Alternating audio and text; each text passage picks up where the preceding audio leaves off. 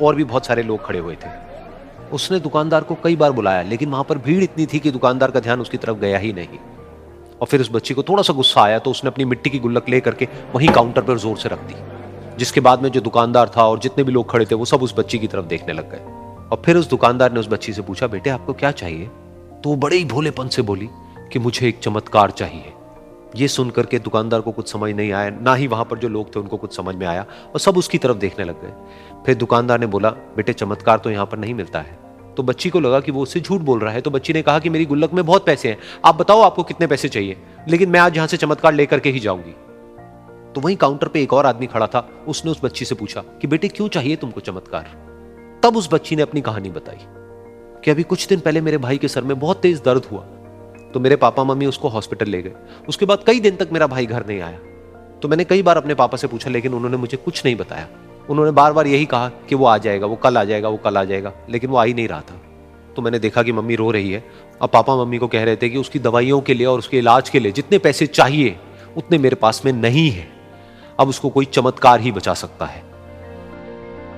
तब मुझे लगा कि अगर मेरे पापा के पास में इतने पैसे नहीं भी हैं तो क्या हुआ, मेरे पास में तो है। तो मैंने जितने भी पैसे जोड़ रखे हैं वो सारे लेकर के मैं इस दवाई की दुकान पर आई। फिर उस आदमी ने उस बच्ची से पूछा, कितने पैसे हैं तुम्हारे पास में? ये सुनते ही उस बच्ची ने अपनी गुल्लक उठाई, जमीन पर फेंकी और तोड़ दी, और पैसे गिनने लग गई। बाकी सब लोग खड़े होकर के उसको देख रहे थे। थोड़ी देर बाद उसने सारे पैसे अपने हाथ में इकट्ठे किए और बोली, मेरे पास में पूरे 19 रुपए हैं।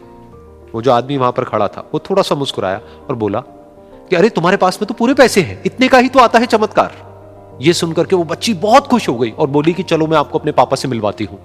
बाद में पता लगा कि वो आदमी कोई आम आदमी नहीं था, बल्कि एक बहुत बड़ा न्यूरोसर्जन था, और उसने सिर्फ 19 रुपए में उसके भाई की सर्जरी करी, और कुछ ही दिन बाद वो ठीक होकर के घर वापस आ गया। फिर कुछ दिन बाद वो बच्ची, उसका भाई, उसके पापा, उसकी मम्मी चारों एक साथ बैठे हुए थे और बात कर रहे थे। तो उसकी मम्मी ने उसके पापा से पूछा कि अब तो बता दो ये चमत्कार आपने किया कैसे? तो उन्होंने अपनी बेटी की तरफ देखा और बोले, ये चमत्कार मैंने नहीं, इसने किया है।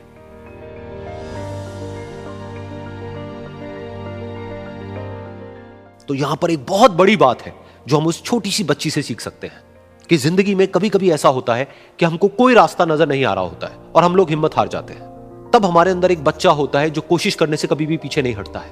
वो हार मानने को तैयार नहीं होता है क्योंकि उसको ना शब्द समझ नहीं आता है। वो बच्चा जिसके लिए कुछ भी नामुमकिन नहीं है, क्योंकि वो हर हाल में कोशिश करता ही रहता है।